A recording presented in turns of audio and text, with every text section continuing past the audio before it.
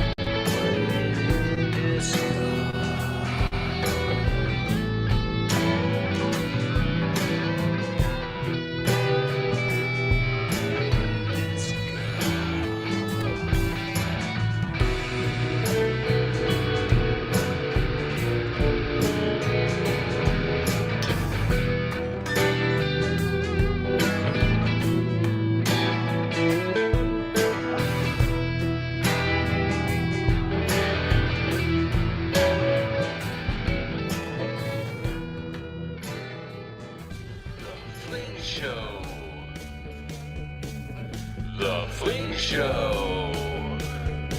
Y'all wanna know about the mystery of flight? You wanna hear about the scene done right? So kill your TV and just come outside. We're gonna take you on a beautiful ride. The Fling Show. The Fling Show. The Fling Show. The Fling Show. The Fling Show. Well, all right. Good evening, folks. My name is Chris McClung, your host and solo host for this evening tonight. Well wishes to my co-host this evening. If anyone's in the Woodlands area and you have a life jacket, maybe a preserver, maybe a inner tube, something, so Hemi doesn't float away. He's having some water problems, but he's going to join us next week.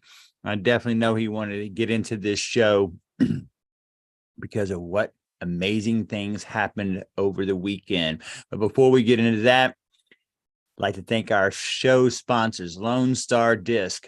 Lone Star Disc, the only disc manufactured and made in the great state of Texas, and has always been a sponsor and a supporter of the Fling Show, doing great things out there. The season's coming to an end. We're going to go over some of the ladies on the team this year that just finished up the United States Disc Golf Championships as well. But of course, we always want to give a shout out to our sponsors. Thank you so much. Had an opportunity to play with the owners this week. Terry took me down for the first time. So got to look forward to my revenge. And next time, Travis, I feel like he set me up. Terry's been getting much better. Had a good round out there at Spring Valley this week. Can't wait to get out again. But once again, thank you to our sponsors from Lone Star Disc. Now, we do have some happenings that will be coming up in October. One that we need to get you up to date and speed on. October the 8th, we have Driven to Distractions, one of my favorite disc golf events. This one's going to be moved. However, it was scheduled for Texas Army Trail. However, now we'll be moving that to Bear Branch. So for those of you all who are interested, sign up will be live on Disc Golf Scene, Minor League Disc Golf Tour event number 5. So Driven to Distractions on October the 8th, followed there in October also by Don't Call It a Throwback. This is an age protected event on October the 28th. This is a PDGA B tier event that is age protected. We had the 40s divisions, the 50s division, the 60 division, both in open and in the ladies as well. So y'all get yourself signed up. That's already live on Disc Golf Scene as well. Really looking forward to it. And it looks like we might have my co-host on here in just a minute, Mr. David Hemi. Hopefully we'll get to hear about what's going on in his world and the flooding not being too bad. So hopefully this y'all wait for just a minute on that. But until then, we had some great things happen this weekend with the ladies. Yes, you have your 2023 United States Disc Golf Women's Champion. Was there ever really a doubt? Miss Tatar took it home again. Here in a few minutes, we're going to go over that with David. I've got some video that we're going to show you as well. Some incredible shots. Really did a great job this weekend. Seeing the Jomez after the post production of the event itself was just amazing. And look, I have got my man, Mr. Hemi, except he's still on mute. We still have to work him out on that. He quite hasn't figured out the whole mute thing. There we go. Now we got him off the mute. And there he is. Can you hear me? I can hear you now. How you doing, sir? Hey, sorry I'm late. Oh, no worries. I almost figured I might have to do this one on solo tonight. Wasn't really sure if you were still bailing out the water from your basement. What happened? Oh, they don't have basements out here, Chris. You know that. Well, I was just going to see if we was paying attention because in Houston, Texas, they're called pools and not called basements. It's called my backyard. So yeah, it was an emergency root canal, I call it, when the roots start tearing up your pipes, you know. Oh, so then you got to figure out where to put them, but there's roots in there, you know, oak tree roots. So this is my fourth time on this same section. I've had problems, had issues with my fittings and stuff. Anyway, I'm here. I made it. all right. Well, good. Well, let's just dive right on into it. I really hope you got to watch Catch me this up. weekend's women's United States Disc Golf Championships. What an event it was. What were your thoughts on it? First of all, it was exciting. It was a good one. I stopped watching it at about hole 13. I was trying to catch up, and then my water broke. so it pulled me away. I was doing my homework. I was being a good guest host, and then that happened. But from what I was seeing, it was Tatar winning with not her good stuff. You know, that's kind of what I took away from it. Didn't you think that? Well, I'll tell you what, I was totally watching, killing it. Yeah, that last round, as we're going to get into it, I'm going to start getting to the share screens I have so you can kind of take a look at it. Let's see where I can go here. Let's see where it's at. Here we go. All right. So here's, we'll get to that one in a second. That's also just amazing as well. Awesome. All right, there we go right here. Okay. So we had Tatar winning, 3 strokes of Owen Scoggins. However, we're about to watch the video, and I've got it from hole 7 on, and it was just amazing to watch, to be honest with you. Right here, we'll just go ahead and get started. This is hole 7. It's the final round, and look where Tatar is at. This is off the box, par 3, and this kind of gave me an indication of what was going to happen. Hole 7. She gets off in the woods. You cannot see the basket whatsoever. These typically look, I realize what kind of shot this is because this is the kind of shot I see a lot, right? Off into the woods, not in the middle of the fairway, lots of trees, and you got to make something happen. So let's just watch what happens here. So you can't even see the basket, but if you see the trees here, she lets it go, and I know what that looks like, and look where she puts it. This is kind of what gave me an idea of the way the rest of her day was going to go. She taps out, gets her par there, and then we move on to 35.05. Let's see, right about here. And then this is where Owen kind of starts going crazy, right?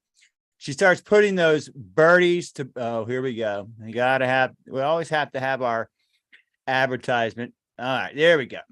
So this is Yeah. Oh, 35-10. Where are we at? 35. Let me get right back to it. Sorry. Oh, no, that was it. Owen, did you see that one shot? Did you see the shot? So this is where she kind of starts going. She takes this, turns it around, flex it around the corner, and leaves it at the base of the basket. Just an incredible shot. And all of this while being injured as well. Were you listening to the commentary Yeah, when they were telling you about how she was feeling? Yeah, I was watching her, and she was rubbing it after every throw. So I'm sure when she got up there to do a forehand, because that's the one that was hurting her, right? The backhand was the one that was killing her. That's what I'm saying. When she gets up there to do a forehand, in her mind, she's thinking, "I got to make this pay off." Right. I got to now check this shot out. We move on along, and this is kind of where everything's going well for Tatar as well. She gets her birdie back. Right. Boom. What a shot. And this is on hole 12, I believe. By now. No, I'm sorry. This is still on the front side. That was hole 9, right before she makes the turn. But Owen is just stacking up the birdies. I mean, once again, she puts it in. Bam. I mean, so she was putting the pressure on her. I thought they played some good golf. It kind of came down to, I don't know if you thought the course was as difficult as some of the other ones had been. It kind of like they would go into the woods and then they'd come out into some open shots. I don't know what you kind of thought about the course. What were you thinking about the course this year? When I was in Kansas City, there was a guy, and he had a course, and he was so proud of that course. And I went out to and I guess it was kind of new, but it was rough, man. This kind of reminded me of somebody's course who makes a course, who like, okay, hey, come check out my course. And you're like, man, it's all trees. There's no fairways. What is, I mean, that's what I kept seeing in the footage. Like some of those drives off the box were just nightmarish. A bunch of skinny sticks everywhere. But like I said, I didn't break it down or get all totally into it, but it looked pretty rugged at times, pretty punishing, I thought. I agree. And that's why I think the scores kind of showed it. And we'll kind of go over to the bottom of the women's bracket here in a little while after we finish this back 9. So we fast forward to back 9. Let me say something real quick while it's on my mind. This is the USDGC for women, basically the USWDGC. So the Throw Pink finals is at USDGC or at Rock Hill. I'm confused about how, because I would like to see them play on Rock Hill for the USDGC, for the US Women's DGC. But this is what they got. They kind of, I think in the past they would play Rock Hill the same as the men with the yellow rope and all that stuff. But I'm not sure about that. I have to do a little research and find out for the next show. I couldn't really tell you. What else you got? Well, okay, so now we're on the back 9. Owen is just on fire. Right now, this is for her 6th birdie in a row. And she's still down by 2 to Tatar. But just another amazing shot. I mean, look at how far away she is.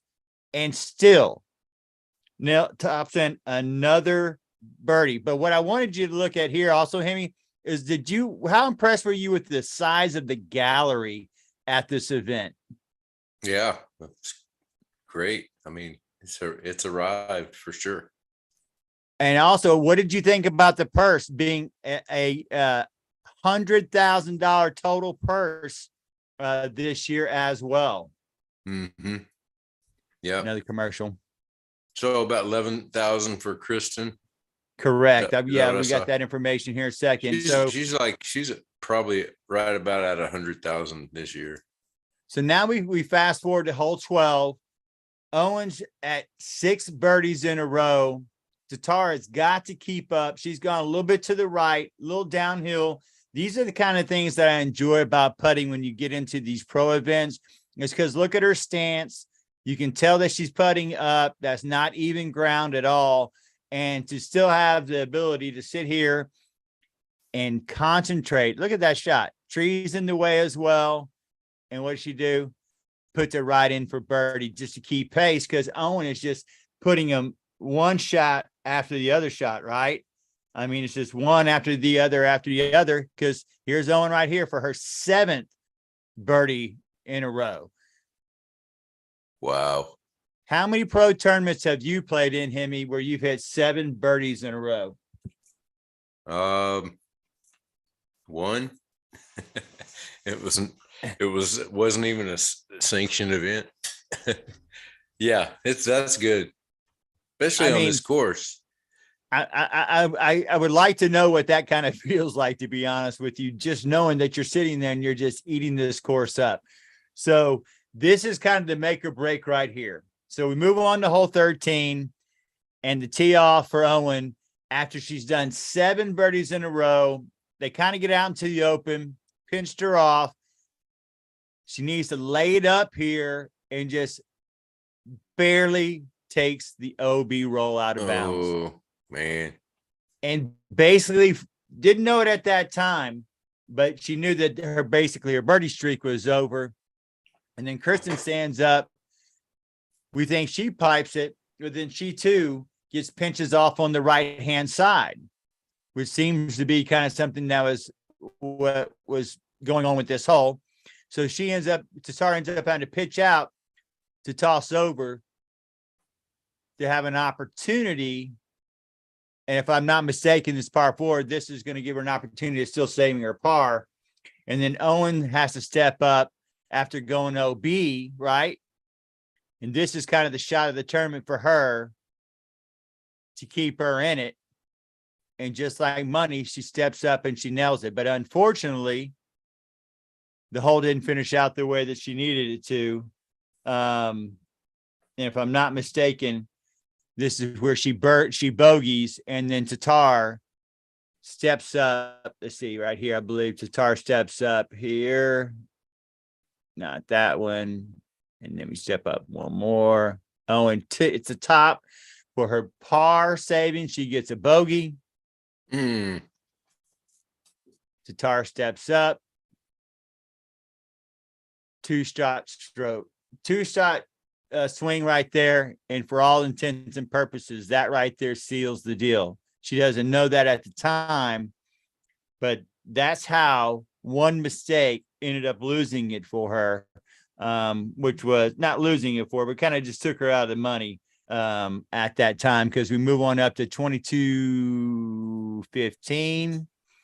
And at 22-15, which I think this is the tee shot, and check out both Tar and Owen's tee shots off the box into the woods, hyzering it in, and just goes right past the basket.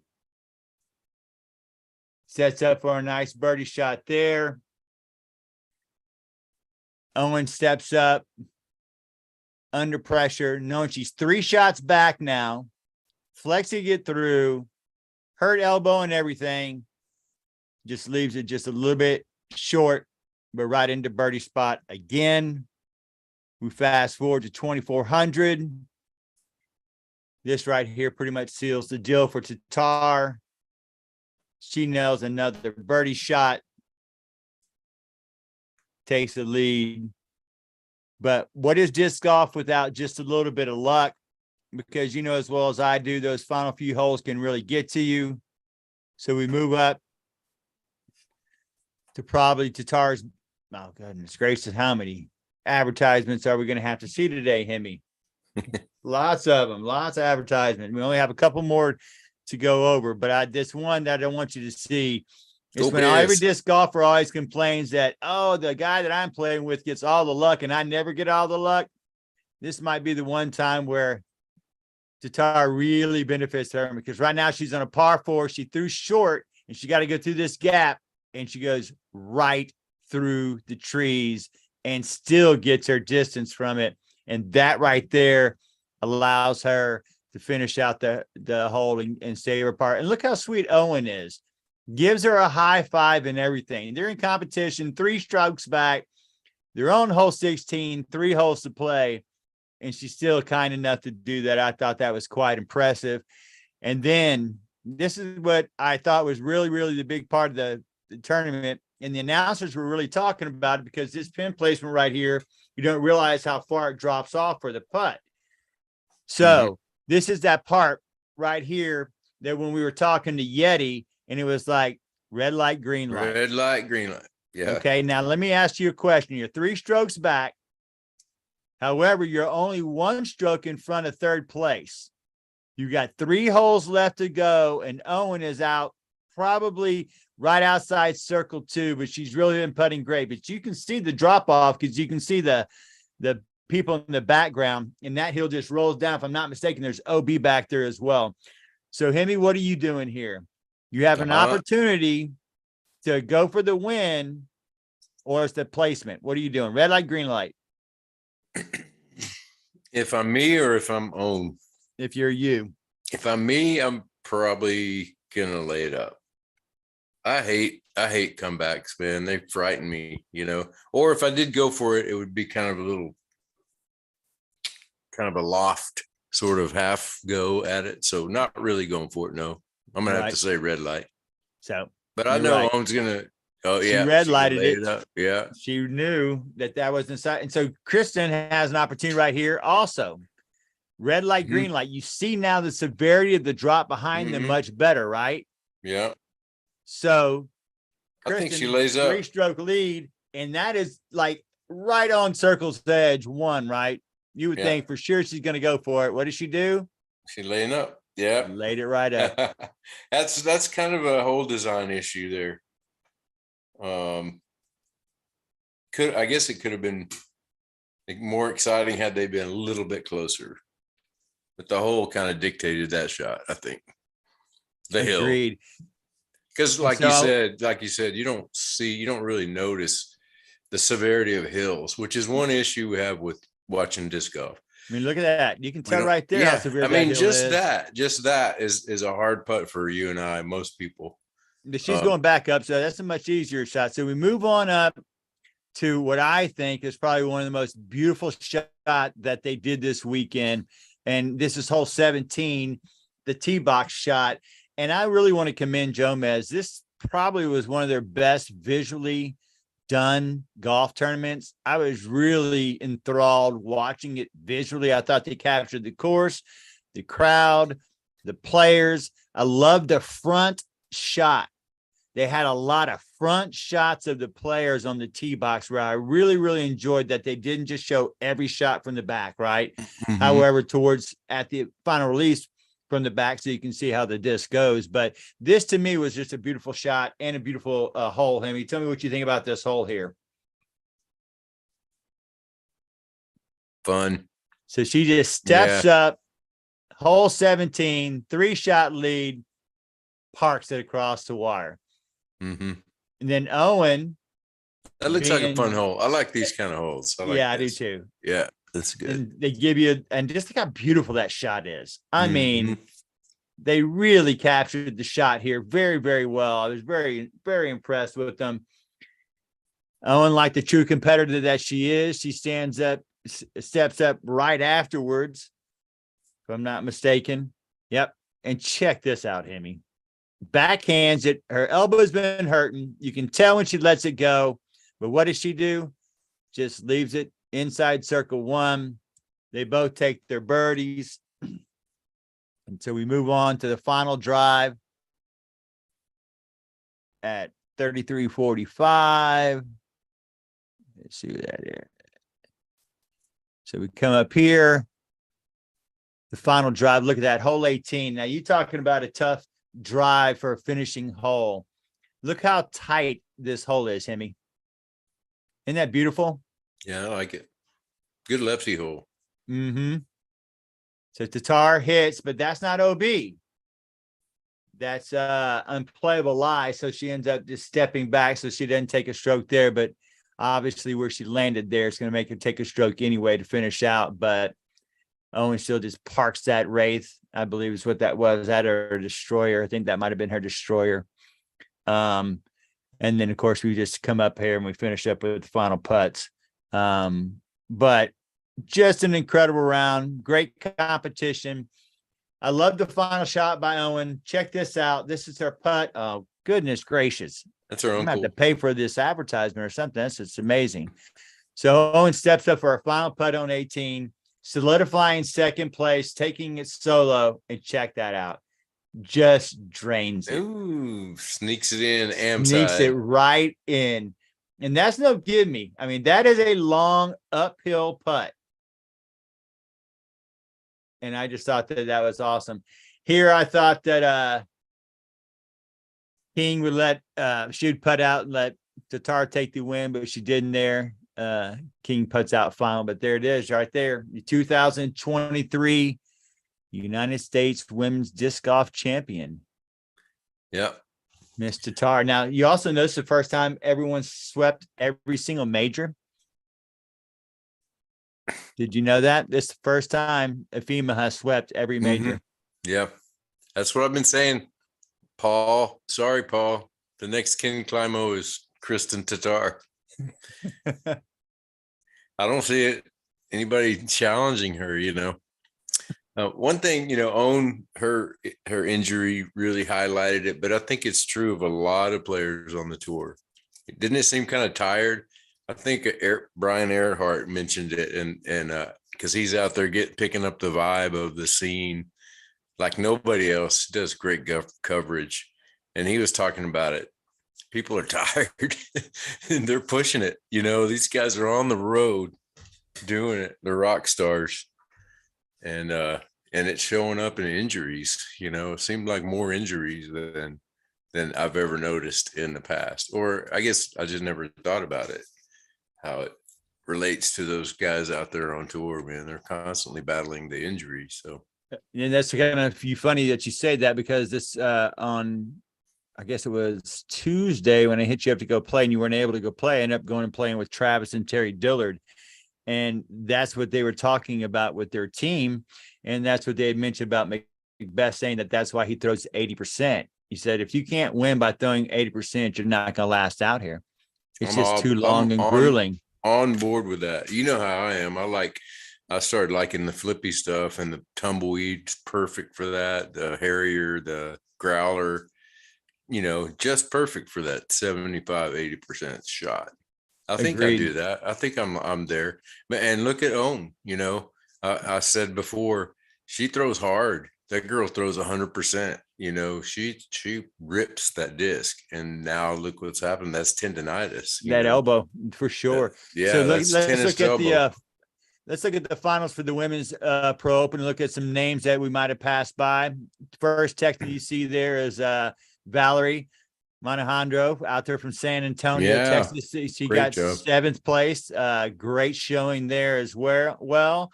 We have Sarah Hokum, Fling Show alumni, taking 13th place at an overall -2. Then you have Alexis, the sister Monajandro, taking top 20. Then you see our first Lone Star Disc team member at 21, Deanna Carey.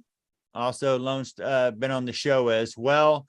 And then right below her is Lisa Fajakis, another Lone Star alumni and another Fling Show guest as well, taking in 29th, still in the cash at 907. And Hemi, did you happen to see who came in 44th place? Take a guess. No, I did. I was watching her. Yeah, she did great. Chrissy, good job. Yes, Miss Fountain, our own co-host right there, keeping an eye on her as well. Amazing job, especially after all the work she did for the Sunflower tournament that was here in Houston at Spring Valley just a week before.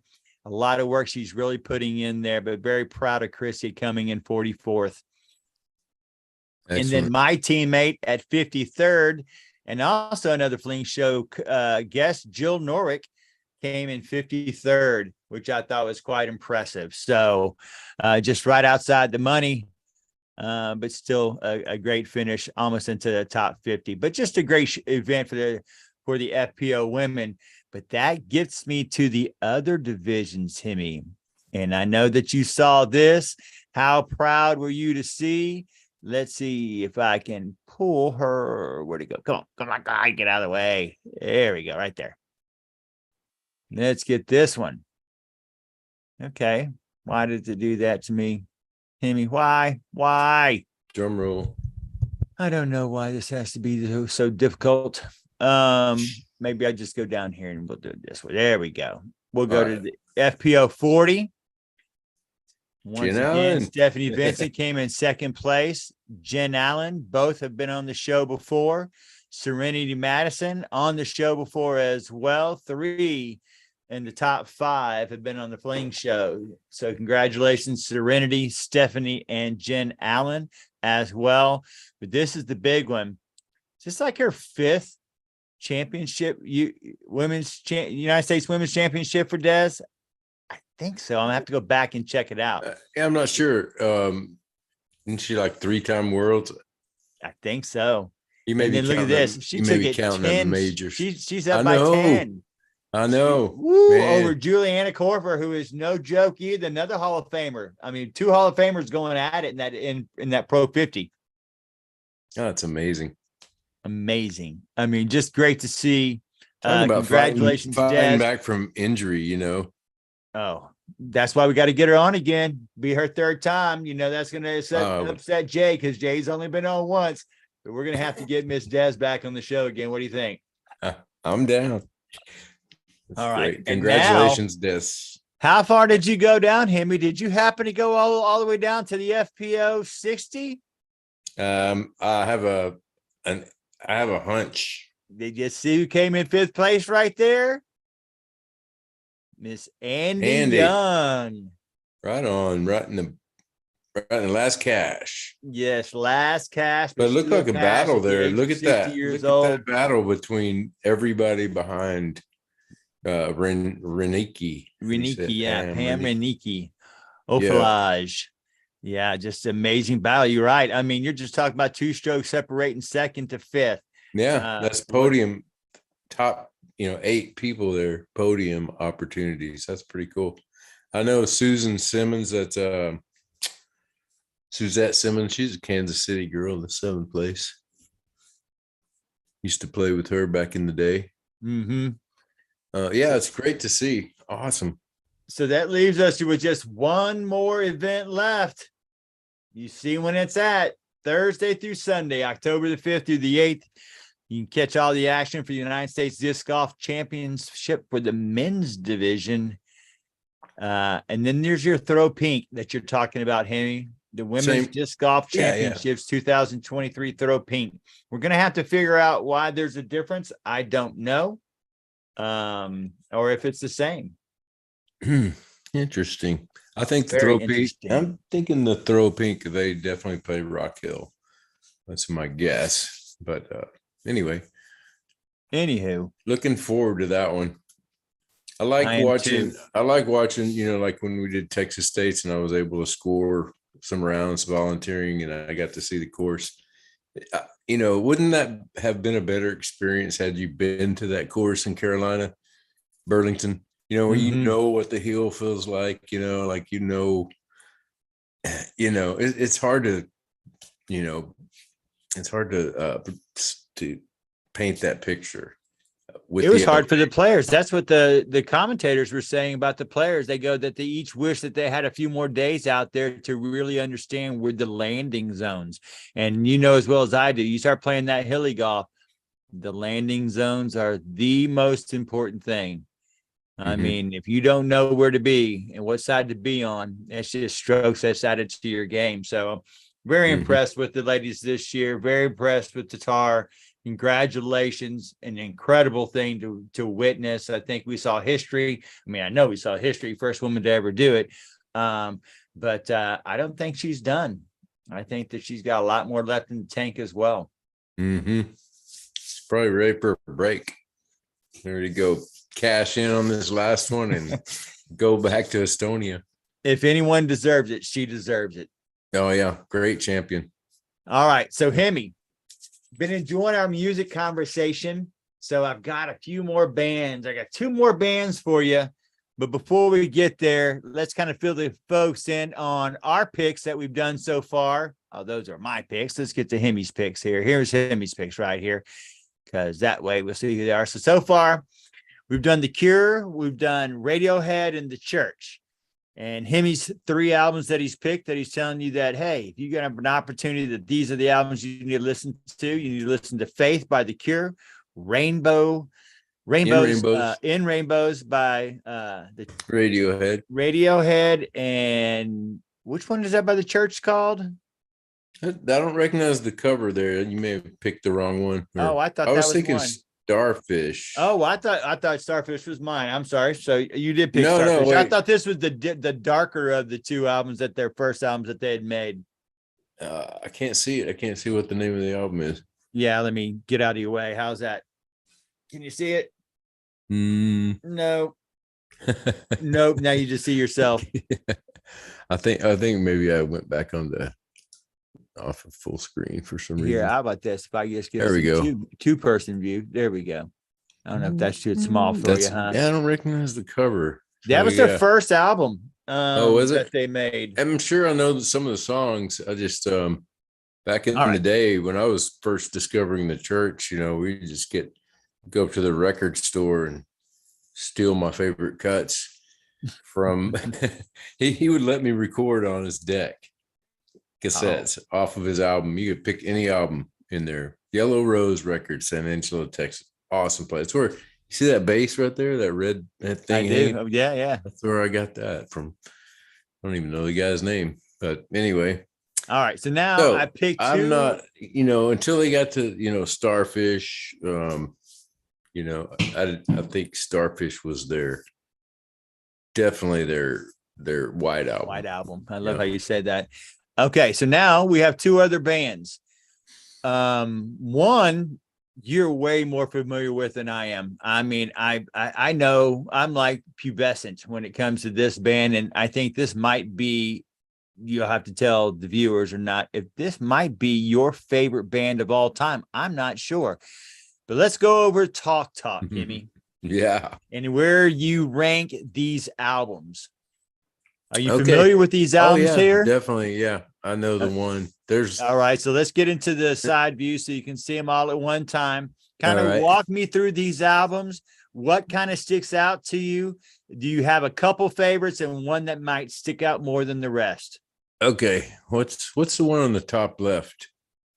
The white one? Yeah. The eyes with the eyes on there? No, the other one, left. Oh, let me see. You're right. I guess I don't know. For me, it's left. Talk. Let me talk. Come on, there we go. Spirit of Eden. Okay, yeah. Here's the progression, and the ones on the right are early albums. I picked up on them at Spirit of Eden, Color of Spring, and then Laughing Stock, and that's the progression. And so if you listen to these albums, if you're into really listening to music and seeing how a band progresses, listen to those 3, because there was this kind of intention of weirdness that was about to take place. And you could feel it kind of building, because they had great ability to do pop music, but that's not what he wanted to do. Well, I think what Mark Harlson, or I think that was his name, which I've got some of his stuff too. I did some of his solo stuff that I listened to, but this stuff was just out there. I mean, that Laughing Stock. Here's my experience with it. When I first heard it, it was a gift from somebody who hated it. And so they gave me a CD because I just hate this. It's terrible. So first of all, that's my favorite album of all time, is one that somebody hated so much that they didn't even want it in their collection, So, and that was Laughing Stock, which was their last one. But Color of Spring is a taste of the odd kind of Radiohead sort of weird vibe, but yet it's packaged pop hits. You're going to dance to it and you're going to like it. Spirit of Eden was just kind of the early growth before the step into Color of Spring.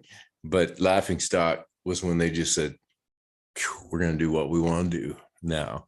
So for an example, there's about 2.5 minutes of lead in. That's just the guitar amp going. You can just hear the amp and it sets the mode, just like a great jazz album or something where you're just hearing little cymbals coming in. and it's very jazz. I mean, I wouldn't call it jazz, but it's jazz minded in the way it's kind of put together like that. So the first time I heard it, I was just like, wow, and so I was listening to KUT. I was living in Austin, and I called in the first time I ever called into a radio station. I don't think I've ever called in since. And I said, hey, can you play Talk Talk, Laughing Stock? And the guy said, oh, yeah. Like he knew, and he put it on, and he plays the entire album. How many times have you ever called into a radio station and they play the whole album? So, and I'm sitting there with the headphones in my house, and just like going, oh, this is great. I was single at the time, and just one memory that I'll never forget. And I attach it to that album. And to this day, it's kind of like my go-to when I run out of liking music. Do you ever get to that point where you just really you're not finding it in your collection? You know what I'm saying? That's one that I'll go back to. Cocteau Twins is the same way.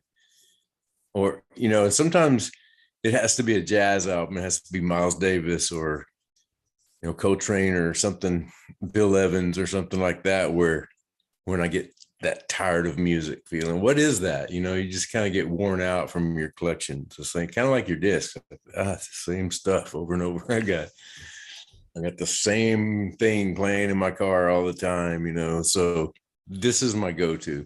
It recharges. Recharges. Which one are you saying is your favorite? Laughing Stock.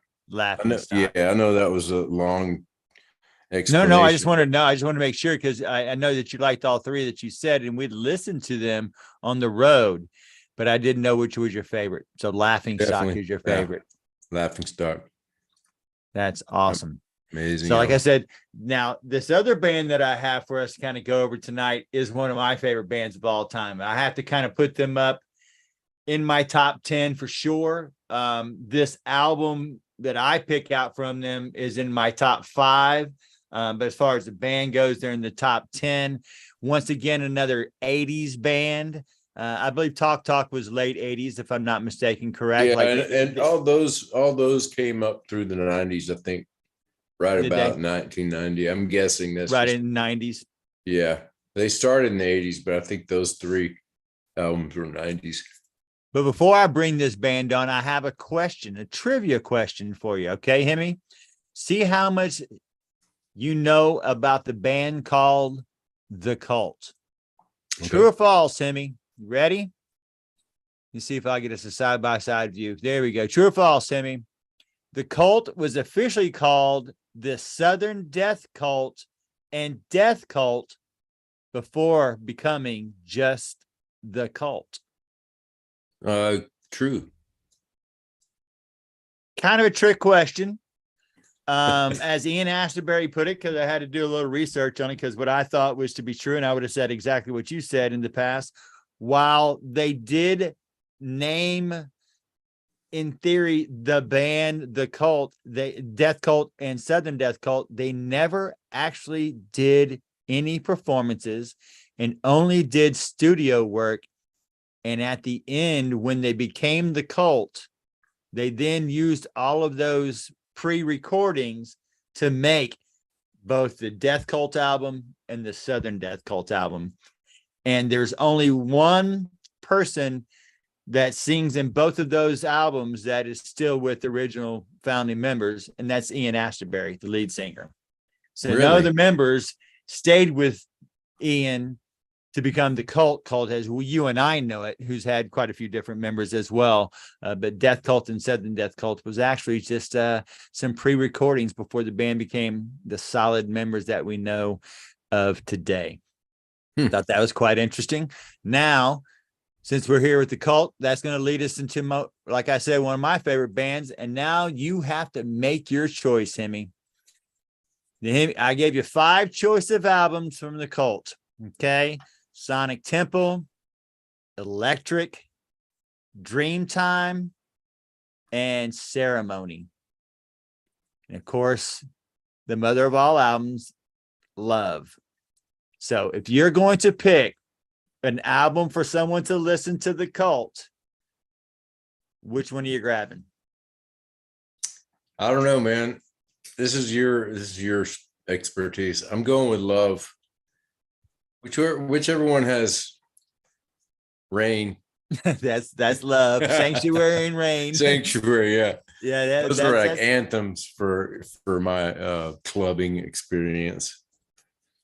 Oh yes, from the 80s. That was my introduction to kind of English bands that were on the cusp of what we thought might be alternative, kind of gothic, then kind of just rock. The Cult kind of just came through and was just rock from England. Yeah. And while other bands, Cockatoo Twins and bands that you and I've talked to, Susie and the Banshees, other bands that we've gone over that kind of went the gothic way, Love and Rockets, Bauhaus, things like that. The Cult, I think, just decided, yeah, the alternative crowd likes us, but we're really just rock and roll. The first time I saw them, Jane's Addiction opened up for them at Numbers. The second time I saw them, they opened up for Billy Idol at the Summit, which was quite different, And then Ash and I saw him play Sonic Temple again at the Summit, which was just amazing. But as far as an album goes, I think from front to back, Love is their White Album. But I think their best rocking album is probably Electric. Probably doesn't have the overall best songs from A to B and A to Z, but as far as the rock songs, Electric and Sonic Temple, just amazing albums. But I too, I'm with you, Hemi. I've got to give it to the Cult. So anybody who loves just pure rock and roll from the 80s, I think that's an album that you would never be disappointed with. It's got hits from the beginning to the end. It's just one of my favorite, probably, like I said, top 10 bands of all time. Love is probably in the top 5 albums that I've ever listened to. Just if I've got to go on an island, that's probably one of the albums I'm going to have to take with me. Awesome. I'm inspired. I got some new Spotify stuff I need to look up. The Cult. And I love when you give me more ideas too, because you and I have a lot of bands that we really like there in that minutia. And you just named about 3 or 4 bands earlier that I've already put in my pockets for later on episodes, because I love the music thing with you a lot.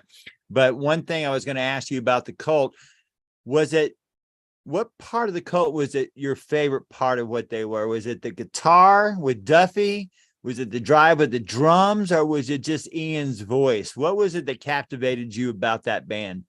It was just a vibe, and it was a vibe that came out from a couple of singles that were popping through. I wasn't really full albums on the Cult.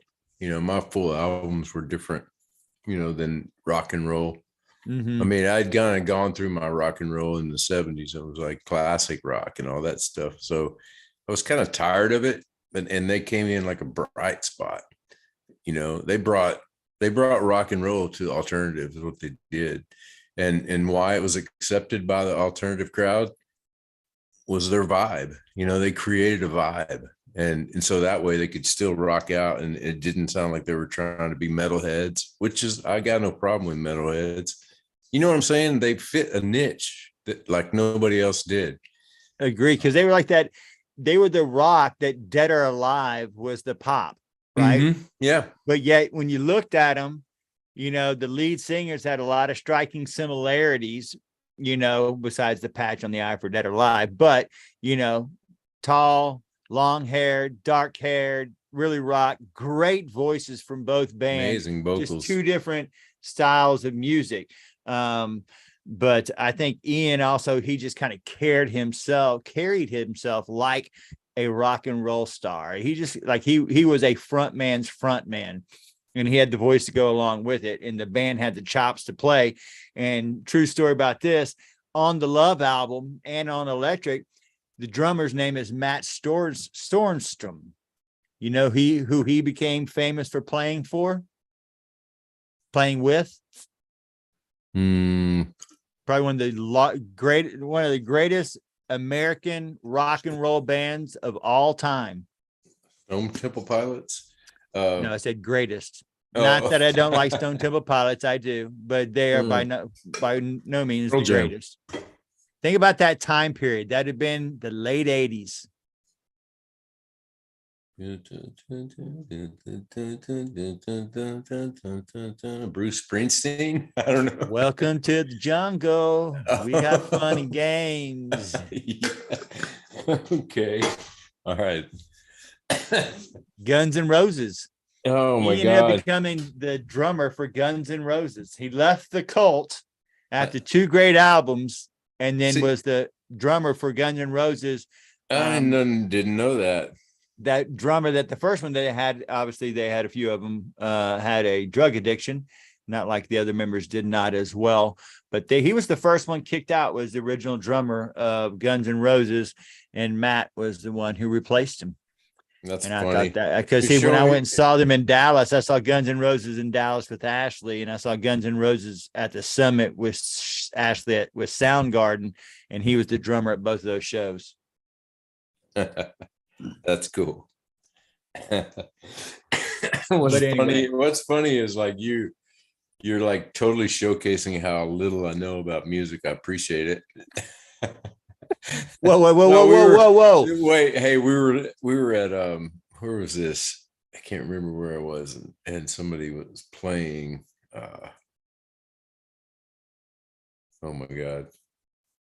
Oh, somebody was playing Metallica and jamming out to it. I think it may have been a Starbucks or something. I was like, this is really cool. Who is this? I didn't even know who Metallica was by ear. I'm terrible. I have a very limited scope of music, but the ones that I do like a lot. You have an eccentric, I would not say limited, I would just say you have a very eccentric knowledge of music. I mean, you are a singer-songwriter. You love the singer-songwriter, right? Whereas I enjoy that, but I like more of the power, get in the middle of chaos kind of music. Especially at the age that you and I are talking about. Yeah, I wouldn't say singer songwriter. I'd say more of a kind of vibe oriented. Like all the albums that I picked have kind of a vibe to them. And by vibe, I mean sort of a unified sound that puts you in a mood. I guess moody. I guess that'd be a better way to explain what I like. I do like the singer songwriter, but that's not what I listen to. Mm-hmm. I like bands, like. But then you also like as a person who just sits down with a guitar in his hand too. You're a big fan of that simplicity as well. Yeah, that's true.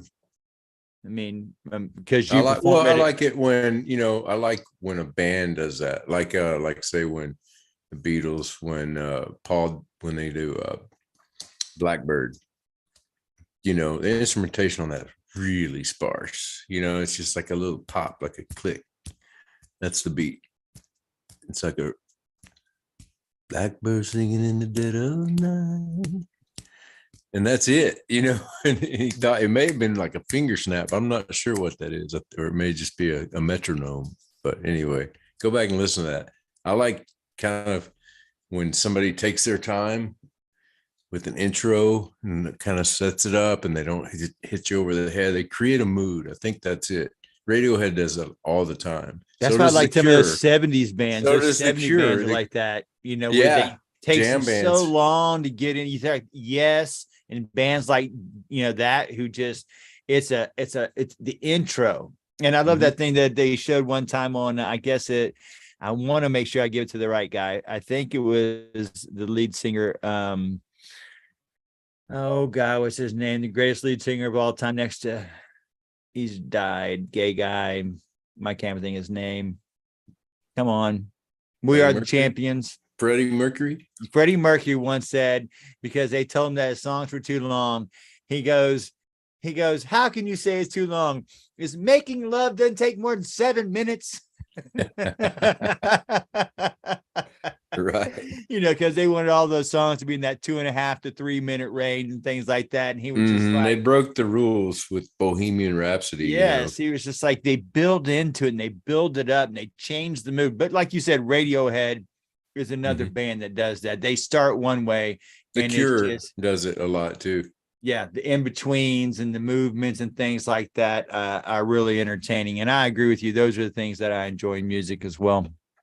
Let me say something about the time of a song, the timing of a song, because as a songwriter, I spend a lot of time back and forth with my buddy Chris, who's over in the Fort Worth area, and we share music ideas and stuff. And then when you finish the song, it's always kind of a nice thing to do is check the time. You know, what was it? You know, oh, 3:40. That's perfect. Did your statement say everything you wanted it to say in 3 minutes and 40 seconds? Doesn't seem like very long, but then you look at the Beatles, some of the early Beatles songs, right at 2 minutes. You know, I can't think of one off the top of my head, but I mean, their songs were pop, pop, pop. You know, just but you listen to them, and it's a complete song. It doesn't feel like it's empty or missing something. You know, so it's intriguing to me the timeline of a song. And when you start writing songs, I've written a bunch of songs this year. You know, the Uber thing has been made for a real prolific couple of years, actually, the last couple of years. And so just kind of looking back at the timelines of my songs, they average about 3.5 to 4.5 minutes on the average. It's pretty much my statement is right there, right there. But it's curious to me the length of the song, you know. So when you listen to an album, do you put it on and like prep food and that, or do you ever just sit and listen to an album? Yes. Yeah. I do that quite often. Matter of Mhm. fact, I like to start it and end it. And I especially enjoy it on vinyl. Mhm. But it is, you know, it takes a lot of work. You know, it's not like the day when you just have it on your phone and go. But I do enjoy listening to a whole album. I really do. I think that's the mark of a great band. I don't necessarily mean it's the mark of the greatest singers or anything like that. But I think as far as a band's concerned, the mark of a great band is to be able to play a great album. One album all the way through that just captivates you from the moment they strike their first chord to the last, to where you're just like, oh, that was amazing.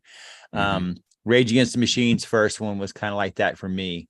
There's a couple Tools bands that are like that. The Cult, Jane's Addiction, Nine Inch Nails. There's some bands out there that I can put it in and let it go. Pretty Hate Machine from Nine Inch Nails is a classic to me. Every time I listen to that, it's great from beginning to end.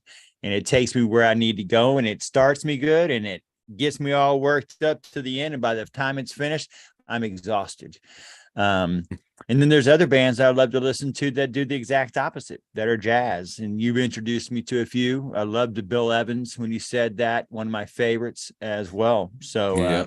and the jazz album by Miles Davis, that's everyone hates. I've kind of started to love it more. The bebop one, right? Oh yeah, Doo-Bop. Doo-Bop. Sorry, Yeah, Doo-Bop. his last album, Easy Yeah. Mo B. And I Yeah. like that one too. And it's very I don't know, at the time when it came out back in the 90s, when I listened to it a lot, it was I knew a lot of jazz players in the Austin area, and it was kind of looked at as, yeah, we wish we would have heard another offering from Miles on his last album, but I liked it. You know, I like it because it's joyous. You know, it's makes a joyous statement. You know, does that make sense? Well, it's a man who understands his position in life at that time too. I think he realized the icon he was. He was able to let people praise him in his own album without it going over the top. You know, people were in the people that he had in that album, on the album, were saying wonderful things about him. And yet his music just fit with it so wonderfully. And it wasn't like arrogant and pushy. It was just like, yeah, we're talking about one of the greatest jazz musicians of our era, of our time, and of all time. And it's wonderful to see. I like that collaboration that they're doing. It's kind of like what Willie Nelson and Snoop Dogg are doing. They're just collabing with everybody. And I really, really enjoy it. It really tickles me. I'm not saying every song's great. But if you ever get a chance, go listen to Snoop Dogg sing a country and western song with Willie Nelson. That's quite entertaining. Willie is amazing. just recently, these past couple of weeks, I drove a couple of 90-plus-year-old people, in my Uber driving, and was just amazed, like compared that guy to this person that I just picked up, it just seemed like it seemed 20 years difference. I mean, the guy's aged well considering. I mean, I know he's leathered and cracked and all that stuff, but the music keeps you young, your lifestyle keeps you young.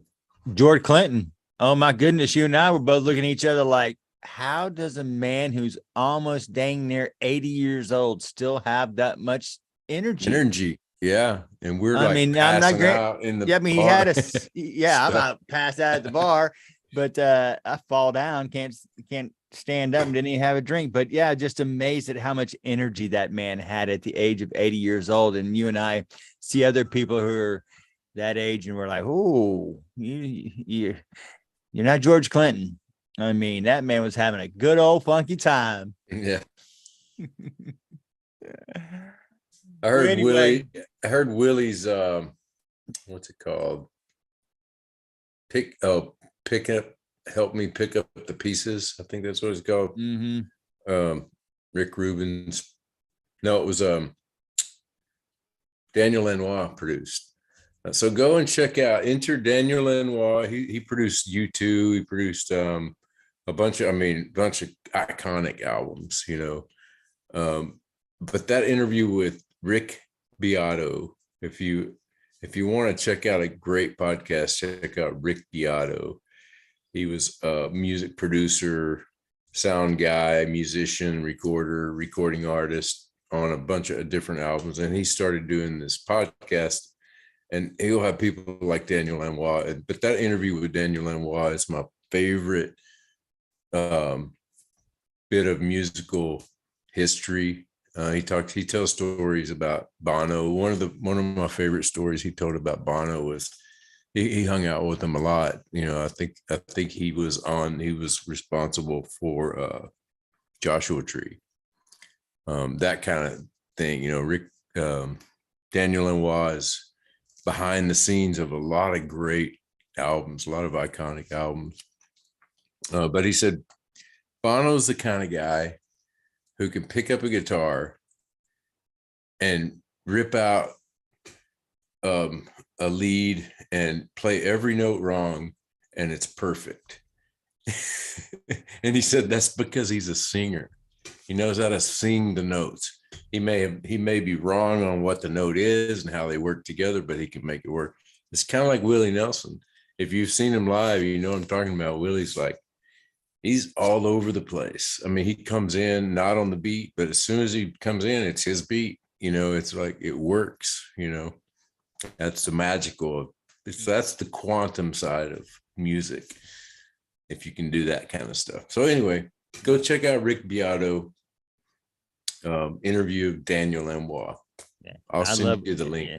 I love Willie. Seen him many, many times. Like I said, we told that story where I claim to fame is I got to semi bail him out of jail. But that's another story for another day, but it was kind of entertaining. But yeah, I love Willie, and I agree. He's one of the greatest storytellers of my lifetime. He paints the picture, and he doesn't have the greatest voice, but he's got one of the most beautiful voices I've ever heard. Yeah, like butter. It's yeah, couldn't be any more perfect. No, agreed. We're gonna be able to get out tomorrow and play some golf? Yes, sir. Well, let's go do it. So you tell me when you're ready. I'm kind of open tomorrow. All right. Well, let's see, what time is it? I've got 1 more hour till my glue. I'm doing a 2-hour wait till I find out if I can turn the water on so I can have bath in the morning. So we'll cross our fingers. I was sending people over there earlier. I know you probably didn't get to hear it before the show started. I tell them if anybody had like a raft or a life vest or one of those little inner tubes to help you not float away. We lost our pool. We have a big pool, that 50,000 gallon. We lost 50,000 gallons last week with this leak. Oh my goodness gracious. Enough to fill up that pool. Oh, yeah. it's been a nightmare. And hopefully this is the last of it. We'll see how it goes. But anyway, I Anyway, appreciate it. Thanks for the work, and thanks you for bet. running this thing. Oh no, I have the greatest time. It's one of my favorite times of the week, getting to talk to you about music and golf, man. What better way to go out? That's for sure. And we'll get some golf. I've got in a this couple week. of things. I've got a couple of things for the next show, a couple of teases, a couple of big well, not announcements, but I'll shoot you some video. Did some work this week, Love this it. weekend, and there was some magic, some happening, something happened that hasn't happened for me in music in a long time. And it was nice. So I'll send you the video. There's proof of it. So I'll send it over to you. Maybe we'll have some of that on there. We'll have well, I'll save that information for later, but later we can throw some of those up there. Sounds awesome. All right. Well, till next week, my friends, go throw something in the air, play disc golf, and what else? Just Hemi? fling it, bro. Fling it, bro. And the show can't be over till we Mr. Mikey spinning around. And like we said, folks, y'all have a good week. Be safe. Go play some wonderful music. Go listen to the Cults. Go listen to The Cure. Go listen to Talk Talk. Get some love. Next time.